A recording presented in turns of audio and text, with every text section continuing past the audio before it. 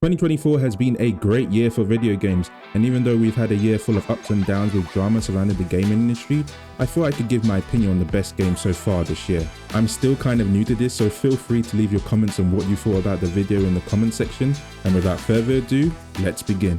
At number 10, we have Helldivers 2. Now, this game came out early in the year in February and it was an immediate success, having over 700,000 concurrent players in Steam and pushing up to 1 million sales in only 3 days after its release. It's a standard third-person shooter which pictures Earth and its defenses against aliens and world-destroying robots, which could be a pretty cool plot narrative to be honest, only if you nail it right, and Arrowhead Games, the developers who made the game, actually do an incredible job at it. The main game does take around 35 hours to complete, but if you want to fully go out with multiplayer and 100% it, you're looking at easily hundreds of hours of gameplay. It's currently only out on PlayStation 5 and PC. At number 9 is Metaphor ReFantazio. Now this is the latest entry from Atlas Studios, the creator of the Persona series. Now I personally think Persona 5 is a masterpiece, and if Metaphor comes anywhere close to that, it's going to be an amazing game. The game came out earlier this month and sold over 1 million copies on release, making it one of, if not the fastest selling game from Atlas Studios. The plot is set around medieval times with a mixture of modern day fantasy, revolving around your character who was sent on a mission early on to lift the curse that befell someone close to them. One interesting point of view that the game has is that the main villains are called humans, which is kind of a weird realistic take to have, but makes the game more exciting to play. Visually, it looks fantastic and has already garnered a lot of praise from the community for its stylish gameplay, with the main game taking a whopping 75 hours to complete, while completionists are looking anywhere between 130 to 150 hours of gameplay. It's definitely a game that will leave you satisfied if you're looking to play for hours on end. It's currently out on the PlayStation 5, Xbox, and PC.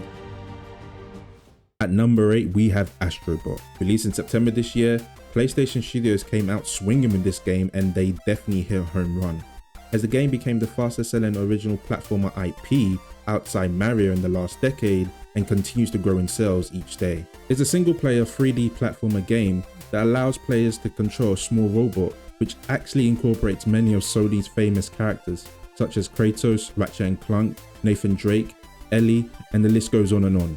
The game does take around only 10 hours to complete and 15 hours if you're looking to 100% it, so pick up if you're looking to play a fun silly adventure. The only downside being is that Astro Bot is just a PlayStation exclusive for now.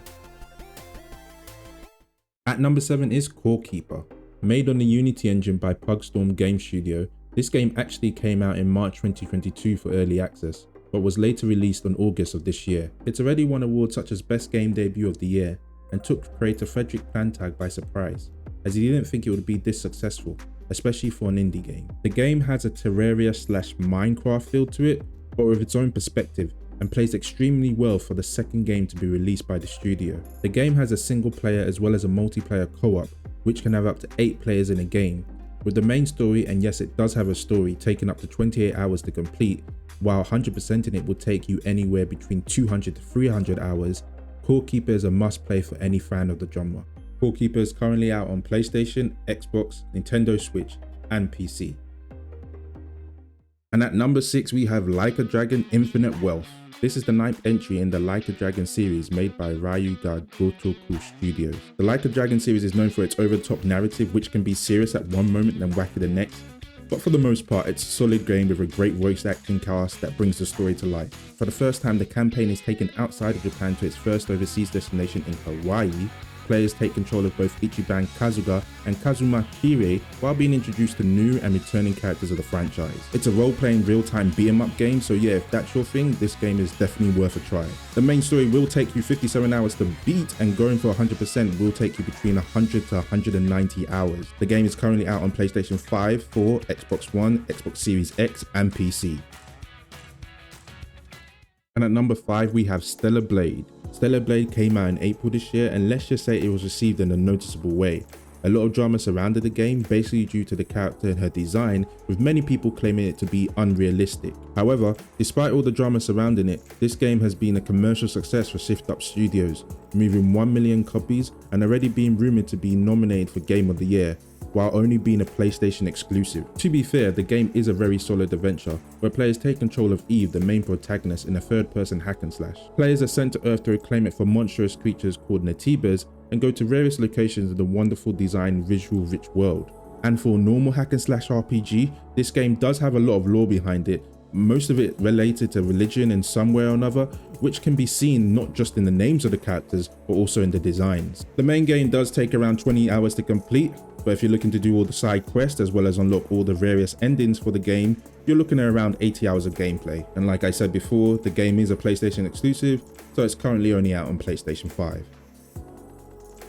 At number 4 is Warhammer 40k Space Marines 2. Coming out last month, this is the sequel to the first Space Marine game that came out over a decade ago back in 2011, and boy was it worth the wait. The IP Move Studio is no longer made by Relic Entertainment, but this time Saber Interactive. Players take control of the once former Captain Titus of the Ultramarines, who was last seen being led away by the Inquisition due to accusations of heresy. Back in the thick of it, Titus has to lead a new team against a new foe in the Tyranids. The game is primarily a third-person shooter with elements of hack and slash, and it's been well received due to its faithful depiction of the lore and settings. Selling over 4.5 million copies in just over a month, it's safe to say that Space Marine 2 has been an absolute success. The game has 3 modes with the story taking around 13 hours to complete, but both the online PvE and PvP modes take around 100 plus to earn all the titles and gear. The game is currently out on PlayStation 5, Xbox and PC, and with a new DLC just being released, the game is definitely worth a try. And at number 3 we have Elden Ring Shadow of the Erdtree. Now, yes, it's not a full standalone game, and again, yes, it's just the DLC. However, Shadow of the Erdtree has more than justified its position by not just the sheer amount of content added to the base game, but the huge success it had on release. The DLC has sold over 5 million copies, sharing the same price as most low-end AAA games nowadays. The DLC also adds a new area called the Lands in Between, where players must explore and uncover the new story and characters. Now before you jump straight into the DLC, you must have reached a certain point in the main story before you can access it. And fair warning, it's a bit challenging, so you might want to beef up before taking it on, as it was famous on release for being too difficult, even for a From Software game. With over 60 new weapons, 30 new armor sets, 28 new incantations, 20 new Spirits of Ashes, and 25 new Ashes of Wars with new consumables and craftables, plus much more, Shadow of the Erdtree is worth a look, and it will keep you playing for a long time. Now the DLC does have a wide varied time on how long it actually takes to beat it, due to the different builds and difficulty of the opponents, with some taking just 28 hours to beat it, while others 80, and for those who are looking to get absolutely everything that the game has to offer you, you're looking to 100 plus hours of gameplay. The DLC is currently out on PlayStation 4, PlayStation 5, Xbox One and Xbox Series X, and PC. At number 2, we have Black Myth Wukong, another game that was literally surrounded by drama and controversy before its release, with many calling it a hit job by a lot of mainstream outlets to see this game fail, which is now ironic as Black Myth Wukong has garnered so much praise that it's now one of the favourites to win Game of the Year. Coming out back in August this year, this is the 3rd release from Game Science Studios, and you can clearly tell that it was a labour of love. The game is based off a Chinese novel called Journey to the West, and does an amazing job at depicting the culture and visuals set by the novel. The game has definitely done an amazing job at representing Chinese culture and landmarks, but more also, it's brought culture to the forefront of exploration that gamers around the world will want to engage with. You play as a character called the Destined One in the 3rd-person action role-playing game and explore the rich landscapes of various locations throughout the game. It's a very soul-like game with the standard stamina resource management and shrine-like altars where you can rest and regain health, but also reset all the enemies within the area. With over 100 bosses in the game, all requiring different methods, maneuvers to take down, as well as over 70 pieces of gear to collect and customize, Black Myth Wukong can leave you surprised at just how much there is to do in this single player game. The main game does take around 35 hours to complete, however that will only get you the most basic of endings, as this game has several.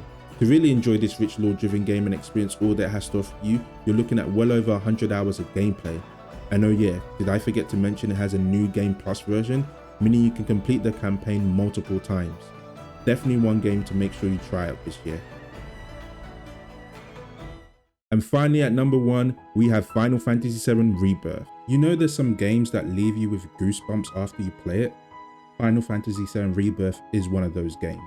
This is a sequel to the Final Fantasy VII Remake series, and it came out earlier this year in February. The series is going to be a 3-parter, and Rebirth being the second in the trilogy has left gamers wanting more. Now what makes Rebirth so special is that where it's just supposed to be, for all purposes, a graphical update to the original game, it has become so much more. The game picks up from the last game with Cloud and gang in pursuit of Sephiroth trying to stop him, and as a gamer you would think you know the story, seeing as it's been over 2 decades since the original, but you're left so surprised and awe-inspired by the events that you truly get lost in just how special the journey is. As you progress with the story, you find out just like in Remake, things are not going according to the same path as the original, and Cloud and the others are trying to find a new direction instead of following the path that Destiny designs. And if it was just for the story alone, the game would be worth it, but Rebirth does a great job in keeping the player engaged with the main story and then enthralled with the lighter side of life with mini games and various bosses. There's never a moment where you feel like something was dragging or a particular period in the game was less dull than the others,